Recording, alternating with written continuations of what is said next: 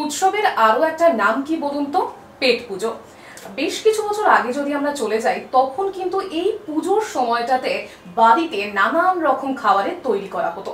কিন্তু এখন সময় পাল্টেছে। এখন শহুরে ভোজন রসিক যারা রয়েছেন, তারা কিন্তু বাইরের খাবারের দিকে একটু বেশি ঝুঁকেছেন। আর তার সাথে সাথেই পাল্লা দিয়ে বেড়েছে পেটের সমস্যাও। এবার পুজোর এই কদিন যদি পেটই সুস্থ না থাকে, তাহলে পেট পুজো হবে কি করে? তাই পেটকে তো সুস্থ রাখতেই হবে। তো কিভাবে সুস্থ রাখবেন সেটাই আজকে জানবো। এই মুহূর্তে আমার সঙ্গে রয়েছেন গ্যাস্ট্রোএন্টারোলজিস্ট ডক্টর সৌমিক ঘোষ।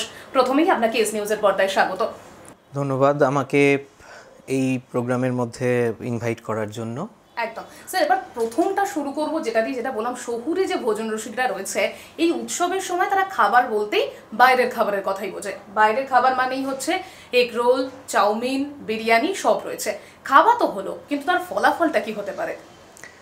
আমাদের যেটা বললেন যে আগে আমাদের বাড়িতে কি হতো, পুজোর আগে আমাদের মা, দিদিমা, ঠাকুমারা সব নিমকি, নারকেল নাড়ু, এইসব অনেক কিছু তৈরি করে রাখতেন পুজোর স্পেশাল হিসাবে।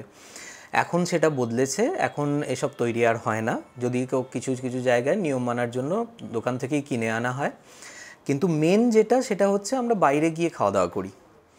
এটা একটা আমাদের এই মুহূর্তে পুজোর একটা পার্ট হয়ে গেছে যে হয় আমরা বাইরে ডিনার করব বা বাইরে লাঞ্চ করব। এমনও হয় যে ঠাকুর দেখতে বেরিয়েছি, আমার অনেক দেরি হবে, আমি রাস্তাঘাটেই খেয়ে নেব। তো রাস্তাঘাটের খাবার, কোনো রেস্টুরেন্টের খাবার যেখানেই যাক না কেন, সেটা বাড়ির খাবারের সঙ্গে তো তুলনা করা যায় না। সেটা সবসময় কোনো না কোনোভাবে হয়তো অতিরিক্ত তৈলাক্ত হবে, কিংবা হয়তো মশলাযুক্ত হবে, কিংবা হয়তো অন্য কোনো অ্যাডিটিভ দেওয়া কোনো খাদ্যবস্তু হবে। রাস্তার ধারের খাবারগুলোর মধ্যে তার হাইজেনিক ব্যাপারটাও অনেক পুয়ার হবে, তার তেলের কোয়ালিটিও অনেক পুয়ার হবে, বা হয়তো আমরা দাঁড়িয়ে থেকে মিষ্টি খেতে পারি। এই কোনোটাই কিন্তু আমাদের শরীর হঠাৎ করে এই চেঞ্জটাকে নিতে পারে না। এই যে চেঞ্জটা নিতে পারে না, এইটাকে মাথায় রাখতে হবে যে একদিনের এই উৎসবে বেরিয়ে তারপর যেন আর আমরা দ্বিতীয় দিনে যাতে বেরোতে পারি, যেন তার মধ্যেই আমরা একদিনের বাইরে অনিয়ম খাওয়া দাওয়ার অনিয়ম, এরপরে আমরা অসুস্থ না হয়ে উঠি। তার জন্য যেটা খেয়াল রাখতে হবে, বাইরের দিকটা আগে বলি, বাইরের দিকটায় সবসময় খেয়াল রাখতে হবে যে আমরা বাইরে যেটাই খাই না কেন, সেটা যেন হাইজেনিক্যালি এমন কিছু না হয় যে এত পুয়ার হাইজিনের জন্য আমাদের একটা ইনফেকশান হলো পেটে, কিংবা সেটা আমাদের ফুড কোয়ালিটির দিক থেকেও যেন একেবারে এরকম না হয় যে এমন কোনো হয়তো একটা স্যাচুরেটেড অয়েলের একটা খাবার খেলাম যেটা আমার শরীরে ক্ষতি করলো, যাকে হজমও করা গেল না, অথচ সে শরীর ক্ষতি করলো এবং আমাদের গ্যাস অম্বল বাড়িয়ে তুললো।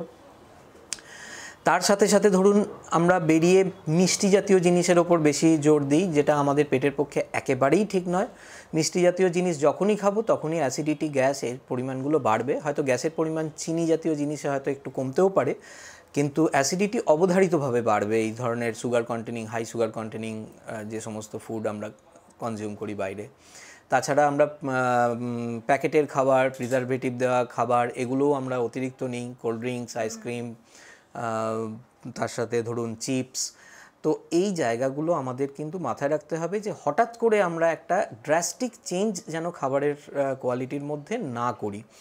এই ড্রাস্টিক চেঞ্জটা যদি আমাদের করা হয়, তাহলে কিন্তু শরীর নেবে না। হয়তো একদিন বা দুদিন এটা চলতে পারে, তৃতীয় দিন অবধারিতভাবে আমাদের অসুস্থতা তৈরি হতে বাধ্য। এর সাথে আরেকটা ব্যাপার মাথায় রাখা দরকার, সেটা হচ্ছে জল। আমরা যখন বাইরে যাই তখন আমরা এই যে বটলড ওয়াটার খাই, বা যেখানে যা পাচ্ছি, হয়তো কোনো একটা জায়গায় যে জলটা তারা স্টোর করে রেখেছে, সেটাই সার্ভ করছে, সেটাই আমরা খেয়ে নিলাম।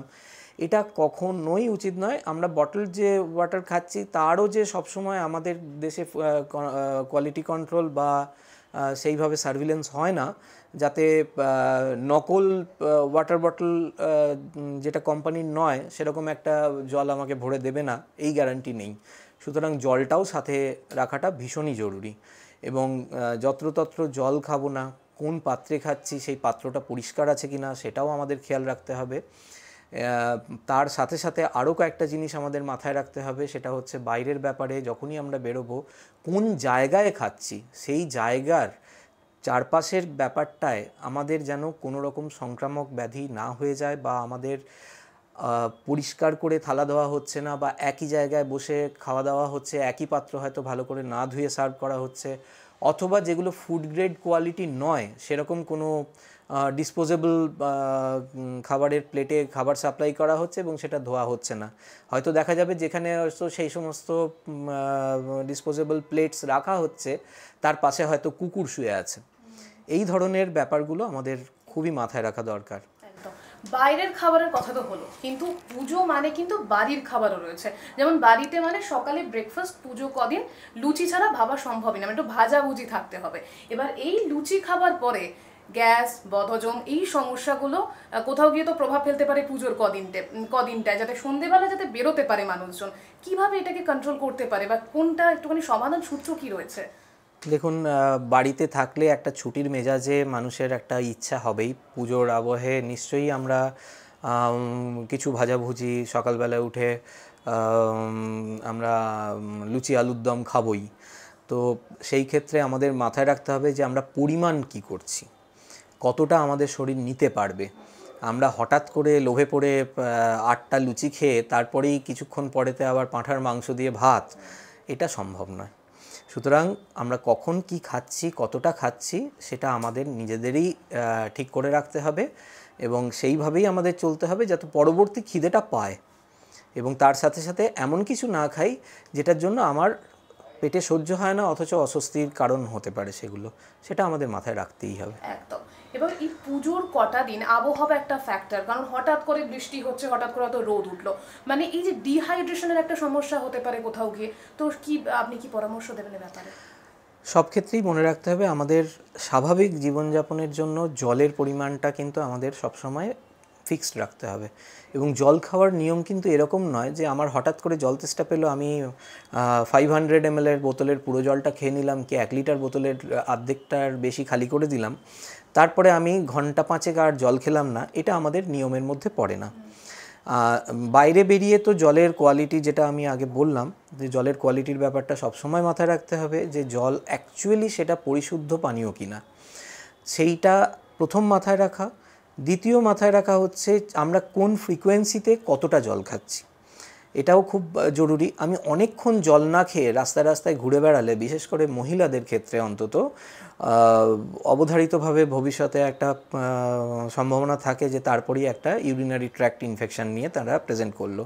অনেক সময় জল না খেয়ে বহুক্ষণ ঘোরার ফলে এবং তার সঙ্গে অতিরিক্ত চিনি, অতিরিক্ত তেলযুক্ত খাবার, অতিরিক্ত হাই গ্লাইসেমিক ইন্ডেক্স ফুড খাওয়ার পর আমাদের কিডনি পর্যন্ত ড্যামেজ হতে পারে। সুতরাং জল সঙ্গে রাখুন, পর্যাপ্ত পরিমাণ জল রাখুন এবং অল্প অল্প করে জল বারবার খান। একদম। শেষ করবো, কিন্তু শেষে একটা প্রশ্ন, যারা লাইফস্টাইল ডিজিজের মধ্যে রয়েছেন, যেমন আমরা বলতে পারি কোলেস্টেরল রয়েছে, সুগার রয়েছে, বা যারা ওবেসিটির মতো সমস্যাতেও ভুগছেন, এই পুজোর কদিন তারা কিভাবে একটু সাবধান থাকবে? অনেক সময় হয় কি, লোভের বসে তো খেয়েই ফেললাম, কিন্তু তাও কি কি মাথায় রাখা জরুরি?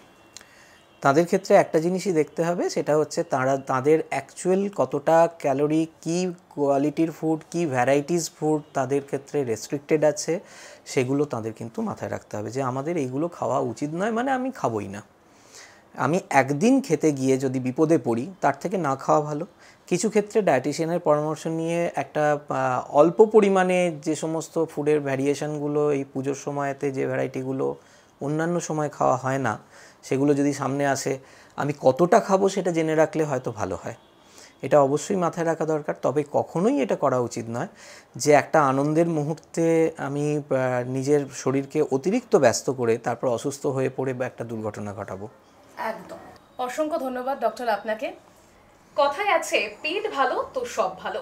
আপনাদের সবাইকে এস নিউজের পক্ষ থেকে পুজোর অনেক অনেক শুভেচ্ছা তো রইলই, এবং একই সাথে জমিয়ে খাওয়া দাওয়া করুন, তবে মাথায় রাখতে হবে পেটকে কিন্তু সুস্থ রাখতে হবে। ক্যামেরায় অশোকের সাথে রিয়া রিপোর্ট, এস নিউজ।